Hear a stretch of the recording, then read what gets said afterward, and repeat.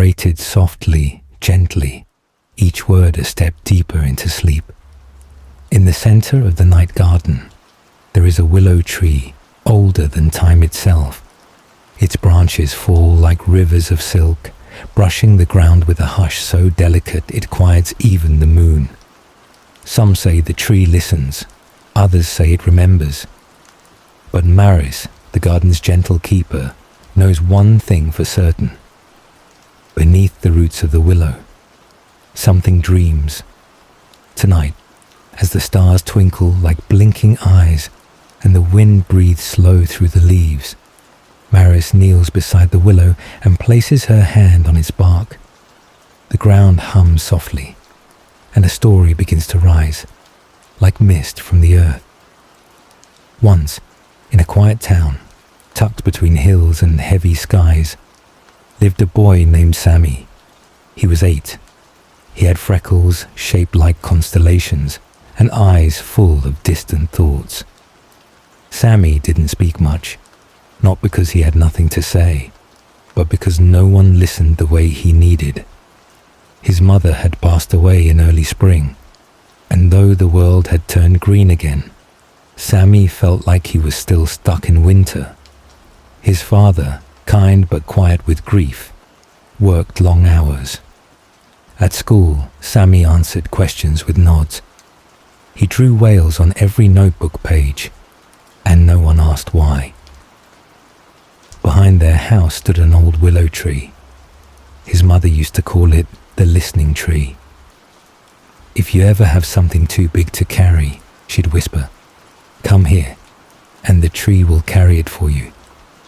So every day after school, Sammy would curl beneath its canopy and sit in silence. He would close his eyes and feel the wind through the leaves like her fingers in his hair. One afternoon, after a particularly heavy day of pretending to be okay, Sammy lay down beneath the willow and whispered, "I wish you were still here. I wish I could find you." A soft ripple moved through the grass, and then he heard it, a deep, slow sound like a sigh under the earth. The ground beneath him seemed to swell, not with fear, but with something ancient, alive, kind. He opened his eyes, and above him, the willow branches began to part. Like curtains in a dream, a glowing path opened between the roots. Without thinking, without fear, Sammy crawled forward. The roots gave way to light, to water, to silence so complete it felt like a heartbeat. And there, floating beneath the tree, in a sea that didn't exist moments ago, was a whale. Not a whale made of water or bone, but of mist and memory. Its eyes were as wide as moons, and its body glowed like moonlight through clouds. Sammy stood on nothing, and the whale drifted toward him. "You've been carrying something heavy," it said, not with sound, but with feeling. Sammy nodded, eyes welling up. "She's gone," he whispered, "and I don't know what to do with all this. Love that has nowhere to go." The whale circled gently. "That kind of love doesn't disappear," it rumbled. "It becomes light. It becomes wind. It becomes whales who listen beneath willow trees." Sammy reached out. His fingers brushed the whale's soft glow. He didn't speak. He didn't need to. For the first time since spring, his heart felt held. The whale drifted closer and lowered its massive head beside him. "Would you like me to carry some of it for you?" it asked. Sammy closed his eyes and said, "Yes." He placed both hands over his chest and breathed deeply. With every breath out, a little more weight lifted from his heart, floating into the air like silver leaves, drifting into the whale's soft shimmer. He didn't lose his grief, but he no longer carried it alone. After what felt like an hour or a second, he could no longer tell. The whale turned. "When you need me again," it said, be waiting beneath the willow. And then, with a slow flick of its tail, it disappeared into the roots. The earth closed gently behind it. Sammy opened his eyes beneath the real willow, the one outside in the waking world. The branches were still, the grass was damp with dew, and in his palm was a single glowing feather-shaped leaf. Back in the night garden, Maris watches the willow sway gently in the starlight. Some sadness doesn't go away, she whispers, but when shared, it becomes softer, quieter, safe. She places a tiny silver whale carving beneath the tree's trunk. The ground hums again, low and warm. Somewhere far away, a child breathes easier in sleep. In the farthest corner of the night garden, where the trees grow tall enough to touch the clouds and their branches whisper secrets to the moon, there stands a door with no handle. It only opens for those carrying a question too quiet to speak aloud. Tonight, the door creaks open ever so gently, and Maris, the soft-voiced guardian of the garden, steps inside. There is no name on the building, no sign, no address. But everyone who finds their way here knows exactly where they are, because this place isn't found with eyes. It's found with ache, with longing, with silence. This is the library with no name. Inside, the air is still and warm, not heavy, like sadness, but soft, like the first breath after a good cry. Shelves rise in curved spirals, carrying books with no titles, no authors, no spines. But when you touch one, your fingers know. They know whether the book holds comfort or courage, regret or remembering, grief or laughter, because every book in the library with no name is written by you, by anyone who has ever felt something too deep to say aloud. And tonight, one reader has arrived.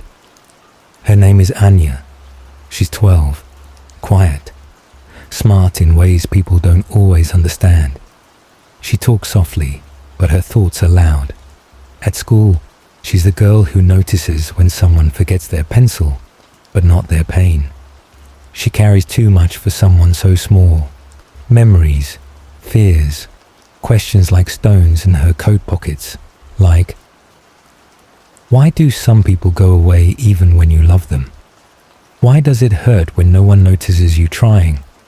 And what happens to feelings that are never said out loud? Tonight, Anya walked through the night garden, not to find answers, but just to be somewhere quiet enough to feel the questions. When she reaches the door, it opens without sound. She steps into the library with no name, and the air feels like a hug that doesn't need words. Books begin to glow. One floats toward her, gentle and slow. She catches it. The cover is blank, but inside, the pages are full. Each one holds a moment she thought no one saw. The night her father missed her school play, and she pretended not to mind. The morning she cried in the shower so no one would hear. The birthday card she wrote for her mother, even though she didn't live there anymore, all there, written in ink the color of moonlight. She touches a page. A tear falls, but it doesn't break the book. It softens it. Maris, watching from the shadows, smiles gently. She doesn't speak. She never interrupts a reader. But the library shifts slightly, and another book appears beside Anya. This one glows golden. It holds memories that haven't happened yet. The time she'll help a lost dog find home. The friend she'll make next year who will finally listen the way she needs. The song she'll hum to her own child one day when they feel too much and don't know why. The library doesn't predict the future, but it holds the shape of hope. Anya stays a long time. She doesn't read every page. Some are too heavy for tonight, but she reads enough to feel seen. When she finally closes the last book, her hands are trembling. Not from fear, but from release. She turns toward the exit, but before she leaves, she does something beautiful. She places her own thought on a shelf, not a book, just a small note, written in soft pencil, folded neatly. It says, "Sometimes I want to disappear, but then I remember there are still stories waiting for me." The shelves sigh, gently, gratefully. Another whisper for the collection. Outside, the night garden has grown even quieter. The trees sway as if listening. Maris watches the door fade back into the mist. No one else will see it until they're ready, until they have a question with no name. In the distance, a clock chimes softly, but not to hurry.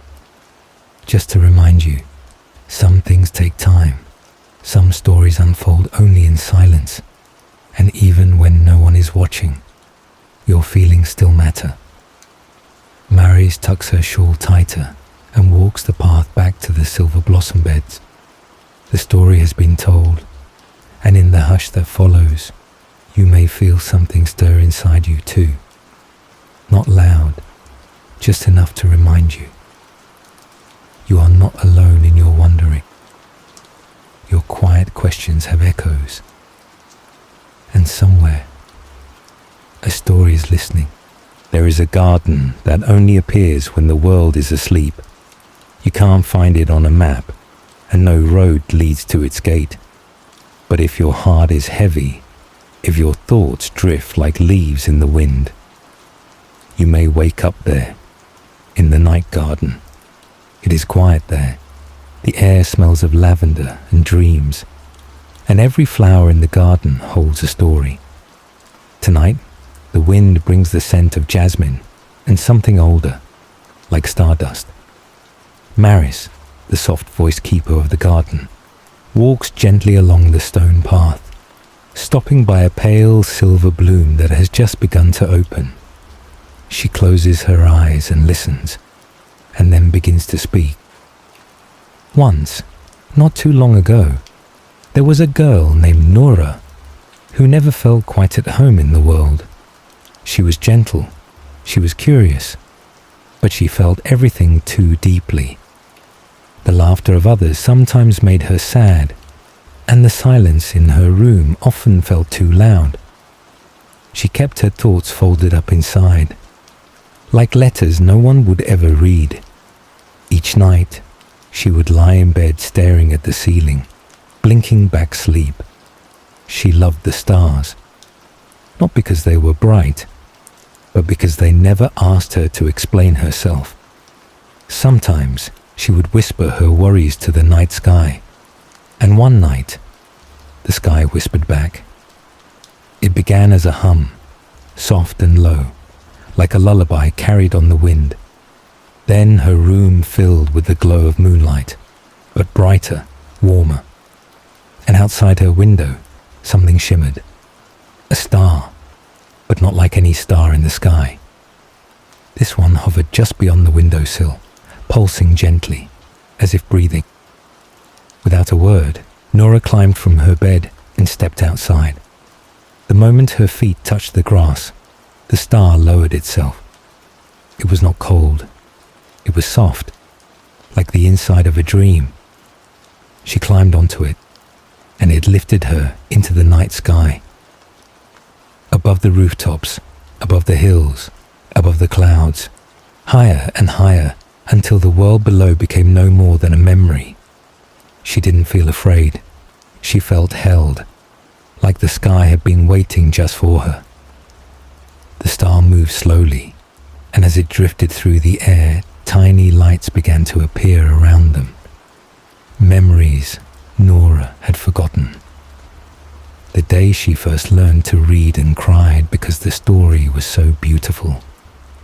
The time she stood in the rain and laughed because it felt like the sky was hugging her.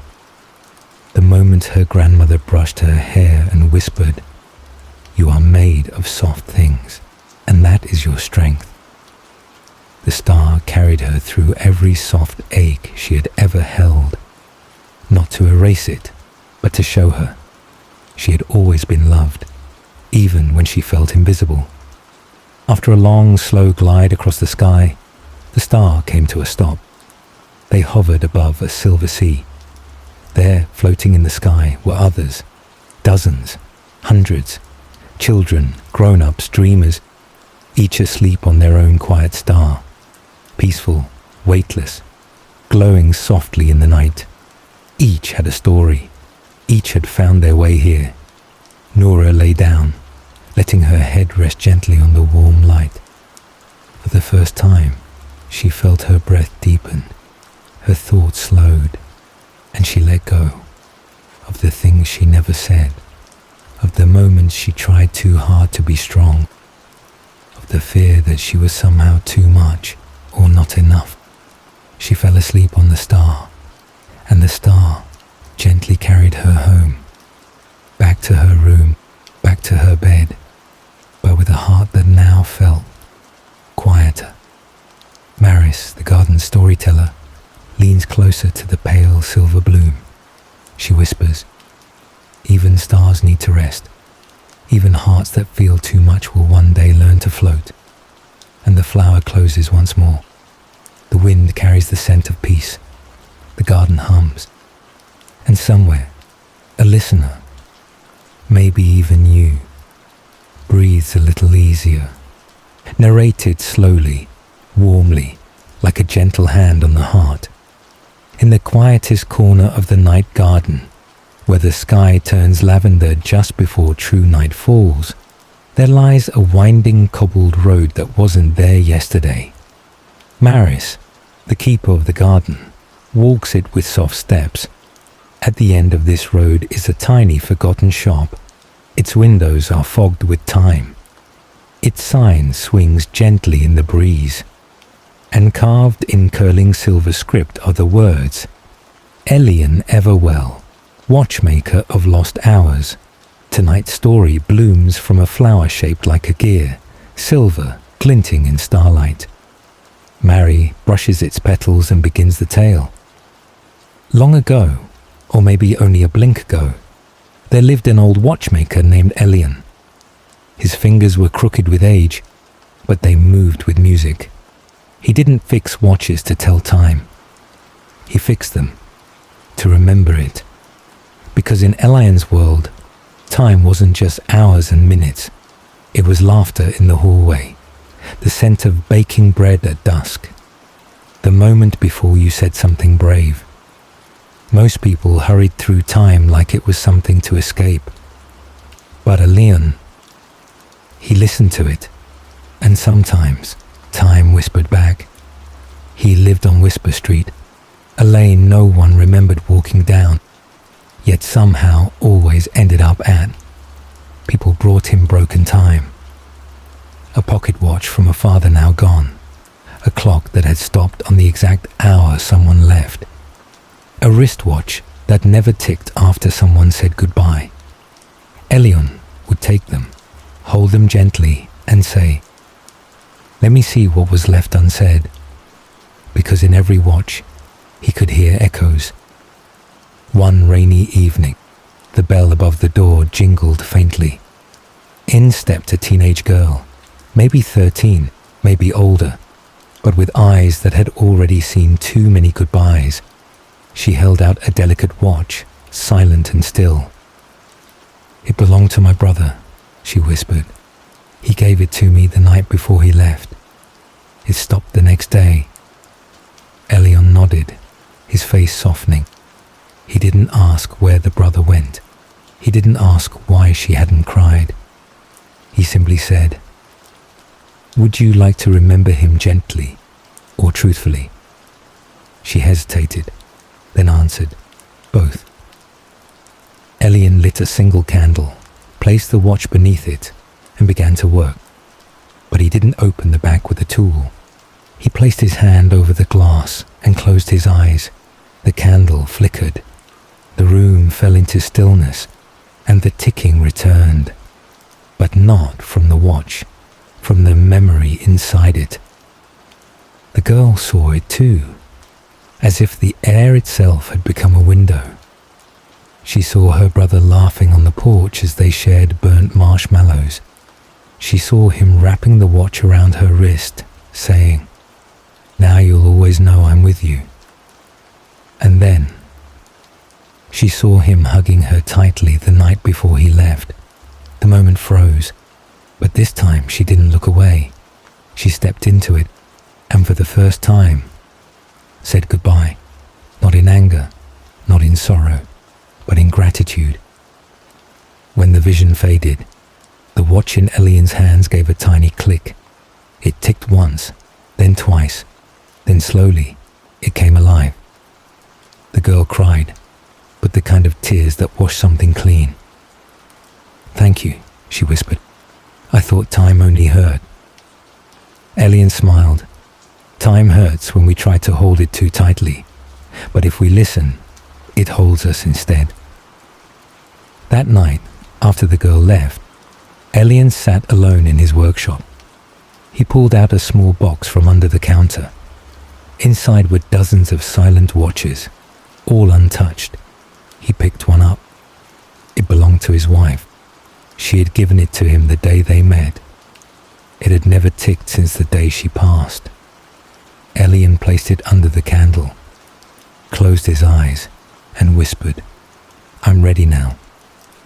The flame shivered, and somewhere deep in memory, laughter returned. Back in the night garden, Maris closes the silver flower gently. She ties a small ribbon of time around its stem, soft as breath. "The hours we lose are never truly gone," she whispers. "They wait in quiet places for us to be still enough to remember them." The wind on Whisper Street slows. The ticking hushes. And you, listening now, may feel a time return to you too. One you thought was lost, but tonight it found you again. A gentle, magical story about letting go of overthinking and finding peace in silence. Narrated slowly, peacefully, like a whisper at the edge of a dream. Somewhere in the night garden, far past the candle lantern trees and the stream that hums lullabies, there's a hidden path made of fallen stars. It curves and winds like a ribbon left behind by the wind. Only the quietest feet find their way there, and only when the heart is too full to sleep. Tonight, Maris walks that path.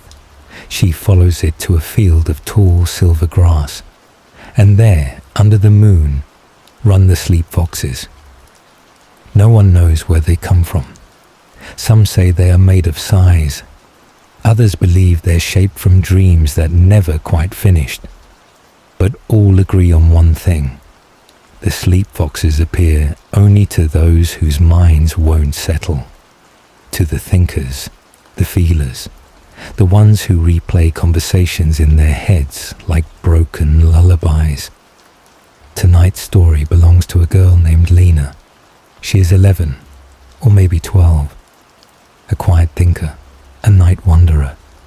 Each night she lies in bed, eyes wide open, her thoughts running like a dozen songs playing at once. Did I say the wrong thing today? What if something bad happens tomorrow? What if they don't really like me? She tries counting sheep. She tries breathing slowly. But the thoughts, they don't leave. They grow louder in the dark.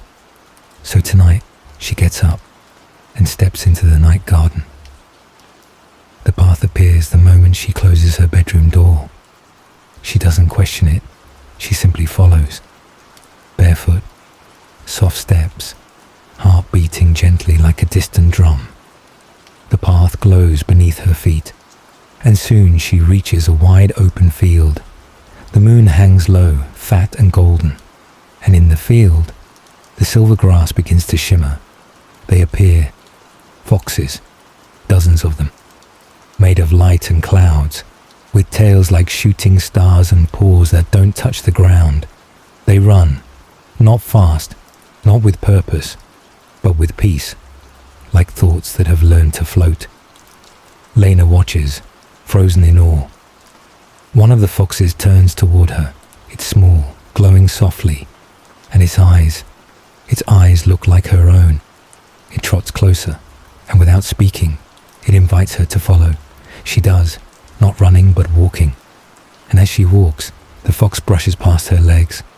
She feels a tug, a memory, a worry, leaving. Each fox that brushes by takes something from her. A moment of overthinking, a fear that whispered at night, an imaginary mistake she's replayed too many times. One by one, the foxes carry them away, gently, as if each thought were a feather. The field doesn't feel empty, it feels clear. Lena finally sits in the grass. The small fox curls beside her. She places a hand on its soft, glowing back and whispers, "Will they come back?" The fox presses its nose to her palm, not answering with words, but with stillness, and she understands. Some thoughts don't need to go away forever. They just need somewhere else to rest. Maris watches from the edge of the field. She smiles softly as Lena lies down, the fox nestled against her. Eyes closed, breath deep, thoughts quiet. The moon fades slightly behind a cloud. The foxes drift into the mist, still running, gently, in the distance, carrying the weight of someone else now. Back in the garden, the story flower closes. Its petals shimmer with silver and soft gold. Maris ties a thread of moonlight around its stem, and as the wind passes through the tall trees, she whispers, "Let your thoughts run free. The ones meant to return will come back lighter, and the rest will sleep where the foxes run." Tonight, as you lie back into your pillow, close your eyes gently, and if you listen, just listen, you may hear tiny paws padding through the quiet, coming for your worries, softly, lovingly. Let them run. Narrated softly, with long pauses and emotional weight. A bedtime story for healing and letting go. In the most hidden part of the night garden, beyond the misty stone bridges and under the hill that glows with moon flowers, there is a small wooden bench beneath a lantern that never goes out. Each night, a man sits there. He is old, but not the kind of old that creaks and forgets. He's the kind of old that remembers everything. His name is Thalen, and he is the collector of goodbyes. People say no one ever sees him arrive. He is just there, with a soft satchel on his lap, a pipe he never lights, and eyes that look as if they've watched the sky fall and rise again. But what he holds, what fills that satchel, are not coins or clocks or flowers. They are goodbyes, real ones, forgotten ones, unspoken ones, the kind that were swallowed instead of said, the kind whispered into pillows, the kind sent silently into the night. You see, whenever someone leaves a place, or a person, or a version of themselves, and doesn't get to say goodbye properly, Thalen hears it, not like a sound, but like a pulse in the air, and he collects it, not to keep it, but to keep it safe. Tonight he waits, as he always does, and across the night garden, a boy named Eli walks toward him. Eli is 16, sharp around the edges, but soft where no one can see. His backpack hangs heavy, not with books, but with things he cannot carry anymore. A letter he never sent to his dad, a photo he tore in anger and now wishes he hadn't. The final words of a friendship that fell apart and left silence behind. He doesn't know why he walked here. He only knows that something inside was too full of not saying what needed saying. He sees Thalen and freezes, but the old man simply gestures gently to the bench beside him. Eli sits. Neither speaks for a long while. The lantern sways above them. The wind moves softly, and finally Thalen says, "You're holding too many farewells that never finished." Eli looks at him. "Some don't get finished," he mutters. Thalen nods. "That's true, but they still deserve to be heard." From his satchel, Thalen pulls out something strange, a folded letter that glows faintly. When opened, it releases a soft, blue sigh. "Goodbye, Mom. I forgive you." The words float in the air like mist, then vanish. Another letter, another goodbye. "I wish I had hugged you harder before the hospital doors closed." Eli's breath catches. He understands now. This man carries the goodbyes no one else could say aloud. And now it's his turn. Thalen places a piece of blank parchment in Eli's hands. It feels warm, alive. Eli stares at it, then begins to write. He writes with invisible ink, tears and thoughts pressed into words. "I'm sorry I never said thank you. I was angry, but I missed you every day. I never got to say goodbye." When he finishes, the parchment glows softly. It lifts from his hands and floats gently into Thalen's satchel. No ceremony, just peace. Eli exhales, the kind of breath that's waited for months to be released. Thalen smiles gently. "You don't have to forget," he says. "But now, you don't have to carry it alone." Eli wipes his eyes. He feels lighter, not empty, just less tangled. He stands, ready to leave. But before he goes, he looks back. "How do you carry so many goodbyes?" Thalen taps his heart. "They don't live in me. They live in the wind now, in the stars, in the quiet spaces people finally sleep in." Back in the night garden, Marius watches from afar. She plants a small white bloom where Eli once sat. The flower is shaped like an envelope. It opens with the night breeze, and from it comes a single whisper. "You are allowed to let go." Tonight, as you rest your head and drift toward dreams, perhaps there's something inside you too. A goodbye never spoken. You can let it float into the stars now. You don't need to hold it forever. There is someone, somewhere, maybe even Thalen, who will carry it gently and set it free.